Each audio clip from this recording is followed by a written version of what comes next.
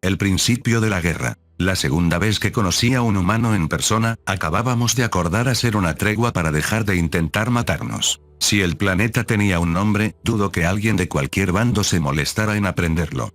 Era una bola de tierra en el rincón más alejado de la nada, apenas habitable tanto para los Vanga como para los humanos. La Triunidad Kraaga lo reclamaba, pero en realidad no lo necesitábamos más que como territorio para darle a la Triunidad un poco más de peso en el interminable concurso de a ver quién la tiene más grande, que es la política galáctica. Los humanos eran de la República Hereditaria de Rialto y no tenían mejor razón que nosotros para reclamar el lugar. Su embajador incluso dijo, lo queremos porque ustedes lo quieren.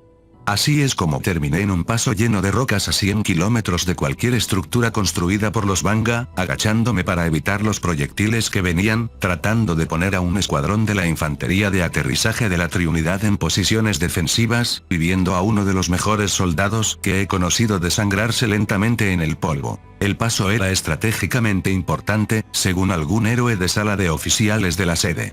Era la ruta terrestre más rápida a través de la cadena de colinas rocosas que dividía esta región del planeta. No sé por qué eso importaba en un lugar donde todo el mundo tenía capacidad de transporte suborbital y ninguno de los bandos tenía superioridad aeroespacial. Pero aparentemente el primer libro de estrategia del Krialingo que les enseñan a nuestros oficiales de Estado Mayor dice que hay que mantener y fortificar los pasos, así que para eso nos habían enviado. Por desgracia, los humanos de Rialto también debían tener una copia de ese libro. Los humanos nos tendieron una emboscada en la parte más estrecha del paso, justo en el lugar que habíamos planeado usar como punto de estrangulamiento contra ellos. No los vimos porque no teníamos reconocimiento más allá de unos pocos drones de bolsillo. Esto era una acción de seguridad, no una guerra real, así que no se había desplegado mucho poder aéreo con nosotros. Y los drones no los vieron porque, bueno, los humanos son muy buenos para no ser vistos. Solo nos dimos cuenta de que nos habían ganado el objetivo cuando las balas empezaron a impactar. Como llevábamos una armadura semipotenciada, podíamos aguantar algunos disparos de los rifles Gauss de los humanos.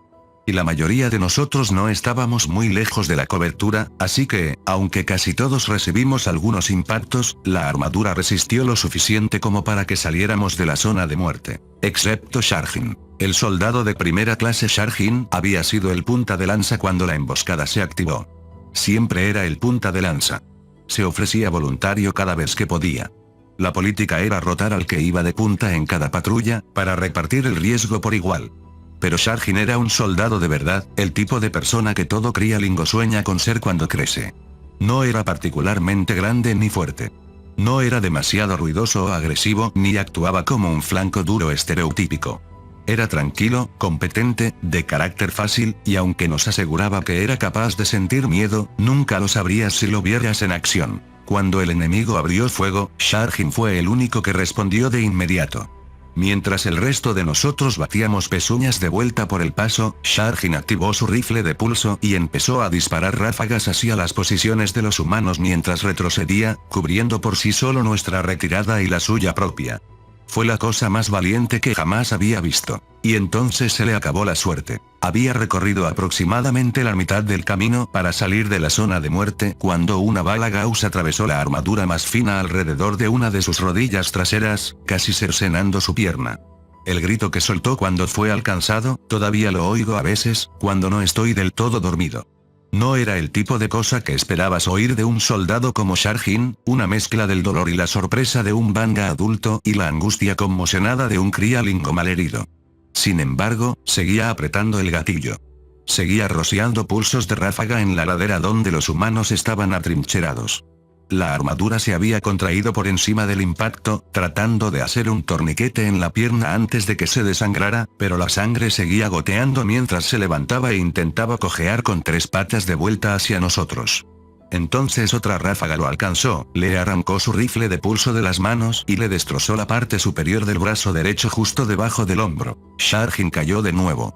Esta vez, se quedó allí. Yo estaba poniendo al resto del escuadrón en orden de combate y tratando de averiguar cómo desalojar a los humanos de la posición que habían tomado. Nuestro médico y otro soldado empezaron a correr para agarrar a Sharjin, pero los humanos estaban lanzando demasiado fuego hacia los estrechos. Los chicos estaban dispuestos a intentarlo de todos modos, pero les ordené que volvieran. Solo terminaríamos con 3 bajas en la zona caliente en lugar de una y sin nuestro médico, a menos que pudiéramos ahuyentar o suprimir a esos malditos fusileros humanos primero. Levanté algunos drones para tener una mejor visión, pero no se veía bien. La posición humana solo era atacable desde su flanco izquierdo, pero eso significaría subir una pendiente empinada a través de terreno abierto, expuestos a su fuego todo el camino. Era una apuesta saber cuál de las dos opciones sería más sangrienta para nosotros, subir esa pendiente o simplemente cargar a toda velocidad por el paso e intentar superarlos.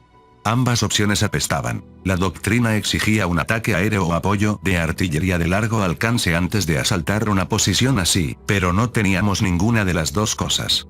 Como dije, esto se consideraba una simple acción de seguridad, así que el Comité de Defensa de la Triunidad lo estaba librando de forma económica. El apoyo aéreo solo estaba disponible para enfrentamientos a nivel de brigada. Podría contar el número de piezas de artillería que teníamos en el planeta con 4 manos y aún me sobrarían 1 o 2 pulgares. Tampoco había transportes de evacuación médica, por supuesto. El Comité de Defensa debió hacer las cuentas y decidió que la sangre de la infantería era más barata que el equipo pesado, los bastardos. Mientras hacía todo esto, Sharjin se revolvía en el polvo, gimiendo y llorando como un alma en pena. Nuestra armadura tenía autoinyectores que nos dosificarían con un anestésico si éramos alcanzados, pero solo podía hacer mucho cuando un soldado tenía una pierna colgando de hilos de carne y su bíceps se había convertido en un desecho de carnicería. La función de torniquete de su armadura estaba haciendo lo mejor que podía, pero todo lo que podía hacer era prolongar su dolor. No podemos simplemente dejar a Sharjin. Me gritó uno de mis soldados. Tampoco podemos llegar a él todavía. Le grité de vuelta. Cállate y déjame pensar. Quizás si dividía la unidad, la mitad subiendo la pendiente y la mitad en el paso.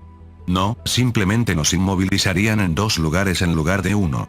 Fuego indirecto de granadas de plasma guiado por los drones, junto con un amago subiendo la pendiente. Eso era un paso en la dirección correcta. El dolor y la pérdida de sangre estaban haciendo que Sharjin delirara. Llamaba a su madre, sollozando. Mami. Mami, ven por mí. Lo siento, mami. Solo quiero ir a casa. No te cuentan mierdas así en los videojuegos y en los programas de acción en 3B. Nunca hablan de cómo la agonía y la cercanía de la muerte pueden convertir a un soldado de vuelta en el crialingo que había sido no hace mucho tiempo. Como un comandante lo escucha con la sangre helada, porque la voz suena tan joven, no muy diferente a la de sus propios crialingos en casa. La culpa y el autodesprecio de ver a un camarada moribundo por el que no puedes hacer nada y desear en lo más profundo de tu corazón que simplemente muera de una vez y acabe con todo. Deberían enseñar eso en la escuela de oficiales de Estado Mayor. Mis muchachos habían estado haciendo algunos disparos a ciegas en el paso, simplemente lanzando ráfagas aleatorias para asegurarse de que los humanos se mantuvieran a cubierto. Los humanos, por supuesto, habían estado disparando de vuelta. El fuego no era pesado o constante, solo ráfagas con pausas cada pocos segundos. Fue en una de esas pausas que un humano empezó a gritarnos: «Oigan. Oigan, llamarañas. ¿Están escuchando?» Llamaraña es un insulto bastante suave, un apodo humano para los Vanga aparentemente basado en algunos de sus animales a los que nos parecemos. «Te oímos, flacucho». Le grité de vuelta, devolviendo el insulto mientras le hacía una seña a mis tropas para que mantuvieran el fuego. «¿Qué quieres? Salgan y recojan a su tipo. Ya está a punto de morir. Nos estaban provocando, malditos sean. Vete a aparearte con tu madre». Grité. El humano sonaba exasperado. «Maldita sea, solo salgan y recójanlo. No vamos a disparar». «Sí, claro». Sharjin se había acurrucado, tratando de envolver su brazo mutilado, todavía gimiendo. «Mami. Llévame a casa, mami. Por favor». Hubo una pausa, y cuando el humano volvió a gritar, sonaba genuinamente enojado. «Mantendremos el fuego, malditos con 4 patas. Solo vengan a buscar a su tipo. O aceptan una tregua y vienen por él, o juro por Dios que le meteré una bala de gracia en la cabeza yo mismo. No dejen que sufra así». Era tentador. Pero también sería una estrategia bastante efectiva para sacar a algunos de mis hombres a campo abierto. Sabía lo suficiente sobre los humanos como para apreciar lo astutos que pueden ser. «¿Cómo sé que no le dispararán a nuestro médico?», grité de vuelta. «Porque dije que no lo haríamos. El ejército de Rialto no hace esa mierda». Estuvimos discutiendo así por un minuto, pero terminamos acordando un alto el fuego de 15 minutos.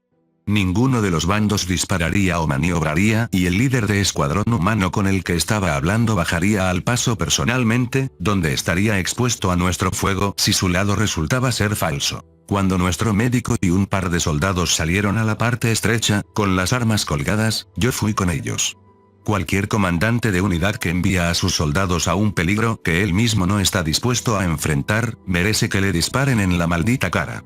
Al salir de la cobertura, vimos que el líder de escuadrón humano ya estaba deslizándose por la colina con ese extraño e irregular andar que los bípedos usan en terrenos irregulares. Llevaba una armadura de color tierra no muy diferente a la nuestra, una carabina Gauss colgada a la espalda, las manos abiertas y extendidas a los lados.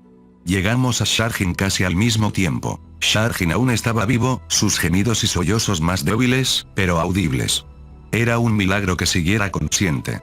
Nuestro médico inmediatamente empezó a aplicar compresas adhesivas sobre las heridas mientras los soldados se ponían a mezclar inyecciones de sangre instantánea. El humano se acercó para pararse a mi lado, sin mostrar signo de miedo. El visor de su armadura se había retraído y pude mirarlo bien.